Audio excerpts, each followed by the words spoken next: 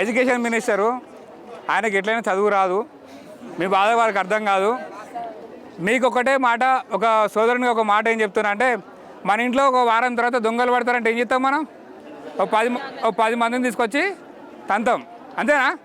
ఇప్పుడు మీరు ఇన్ని సంవత్సరాల నుంచి మీ తల్లిదండ్రుల కష్టాన్ని రోడ్డు మీద పడతారంటే మీరేం చేయాలి? ఆపాలి. ఇప్పుడు ఎవరిదో సమస్య, మా తల్లిదండ్రులు వద్దంటారు, మా సార్లు వద్దంటారు, పోలీసులు చాపుతారు. మీరు ఈ దేశంలో శక్తివంతులు ఎవరంటే విద్యార్థులే, కరెక్టే కదా? ఈ వయసులో మీరు ధైర్యం చేయకుండా, మీ సమస్య కోసం ధైర్యం చేయకుంటే ఇక మీరు ముందుకు పోలేరు ఎప్పుడు జీవితంలో. మీరు భయపడ్డారు అనుకో, ఎప్పటికీ మీ సమస్య పరిష్కారం కాదు. బయట వాళ్ళు వచ్చి మీ సమస్య కోసం కొట్లాడతారా? నటిస్తారు. కాబట్టి మీ సమస్యకి మీరే నాయకులు. మీ సమస్యకి మీరే నాయకులా? మీరందరు నాయకులే కదా? మీరందరు నాయకులైతే ఏం చేస్తారు? ఎప్పుడు కూడా భయపడొద్దు. వచ్చి కూర్చొని, నిన్న ఎవరో చెప్పారంట, వచ్చి కూర్చొని పోలీసు వాళ్ళు మీరు ఎటు వెళ్ళొద్దు అటు వెళ్ళొద్దు అని అంటే మీరేం దొంగల లంగల కాదు కదా. మీరు విద్యార్థులు. మీ తల్లిదండ్రుల 13 సంవత్సరాల కష్టమా ఇది? 13 సంవత్సరాలు మీ ఇంట్లో వాళ్ళు కొంతమంది రకరకాల పనులు చేసి మిమ్మల్ని చదివించుండ్రు, ఈ స్టేజ్ తీసుకొచ్చుండ్రు. ఇక్కడికి వచ్చినాక మీ జీవితాలు ఆగమైతాయి అంటే ఎంత బాధాకరం చెప్పండి. కాబట్టి ప్రభుత్వం వెంటనే దీని మీద ఒక స్పష్టత ఇవ్వాలి. రెండోది ఏంటంటే, ఇప్పుడు ఏదైతే పాలిటెక్నిక్ కాలేజీలు ఉన్నాయో దాన్ని శక్తి స్కీమ్లో చేర్చకుండా దీన్ని డెవలప్ చేయమని చెప్పాలి. ఇంతకుముందు క్రిష్ చెప్పినట్టుగానే దీంట్లోనే డిజిటల్ క్లాస్ రూమ్స్ పెట్టాలి. ఇంకా దాన్ని ఏ రకంగా అభివృద్ధి చేస్తే బాగుంటుందో ఆ రకంగా అభివృద్ధి చేయాలి, అంతేగా. ఇంకొకటి ఏంటంటే, ఈ దేశంలో పీపీపీ మోడ్ కింద తీసుకుపోతారట. ఈ దేశంలో ప్రతి విద్యార్థి, ప్రతి పౌరుని హక్కు ఏంటంటే విద్యా, వైద్యం, అంతేనా? మన తల్లిదండ్రుల అప్పులన్నీ ఎందుకైతే?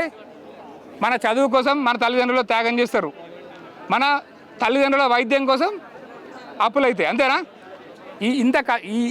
ఇన్ని సంవత్సరాల భారతదేశంలో స్వాతంత్రం వచ్చి 80 సంవత్సరాలు మన ప్రాథమిక హక్కులు మనం సాధించుకోలేకపోయినాం.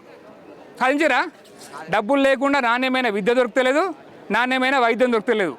పోనీ ఇట్లాంటి పాలిటెక్నిక్ కాలేజీలు మీలాంటి వాళ్ళ కోసం నిలబడ్డాయంటే ఇప్పుడు అవి కూడా పీపీపీ మోడ్ కింద ప్రైవేటీకరణ చేద్దామని చూస్తారు. దానివల్ల ఎంతోమంది మీ తర్వాత జనరేషన్లో కూడా వచ్చే middle class, below middle class విద్యార్థులందరూ చదువుకోలేకపోతారు. వాళ్ళకి చదువు అందకుండా చేస్తారు. దానివల్ల ఏమవుతుంది? నిరుద్యోగం పెరుగుతుంది, అంతే కదా. మంచి చదువు దొరకపోతే వాళ్ళు నిరుద్యోగంగా మారుతారు, మంచి చదువు దొరకపోతే వాళ్ళు క్రిమినల్స్గా మారుతారు. కాబట్టి మంచి చదువు ఈ దేశంలో ప్రతి పౌరునికి అందాలా వద్దా? కాబట్టి మీరందరూ ఐక్యంగా పోరాడండి. మొన్న మోడీ ఏం చేసి ఢిల్లీలో పేపర్ లీక్ అయినాక సారీ ఫ్రెండ్స్ అని వచ్చిండు, అంతేనా? మై డియర్ ఫ్రెండ్సా? సారీ ఫ్రెండ్సా? మై డియర్ ఫ్రెండ్స్ అని వచ్చిండు. ఈ ముఖ్యమంత్రి గాడు ఆ ప్రధానమంత్రితో పోల్చుకుంటే బఫూన్ గాడు. ఏం భయపడకండి, మీకే వాళ్ళు భయపడాలి, కానీ వాళ్ళు ఎవరికి మీరు భయపడొద్దు. మీరు ధైర్యంగా ఉండాలి. ఇది మీ సమస్య, మీరే నాయకులు, అంతేనా? మీరు కూడా మీ ఫ్రెండ్స్ అందరికీ షేర్ చేయండి, మీ ఫ్రెండ్స్ అందరికీ చెప్పండి, ఈ సమస్య మాది, ఈ సమస్యకి మేమే లీడర్లం, ఎవరో లీడర్ కాదు, మేమే లీడర్లము. కాబట్టి మీరందరూ మాకు మద్దతు ఇవ్వండి. ప్రతి సమస్యని ఐక్యంగా, మీ దాంట్లో గ్రూపులు పెట్టుకోకండి, భయపడకండి. ఫస్ట్ భయం అనేది మిమ్మల్ని, మీ కెరియర్ని క్లోజ్ చేస్తుంది. మీరు అనుకున్న లక్ష్యం వచ్చే వారికి మీరు ఎవరు భయపడొద్దు, ధైర్యంగా నిలబడండి, ఒకరికొకరు ఐక్యంగా నిలబడండి, ఓకేనా? నిలబడతారు కదా? జై హింద్.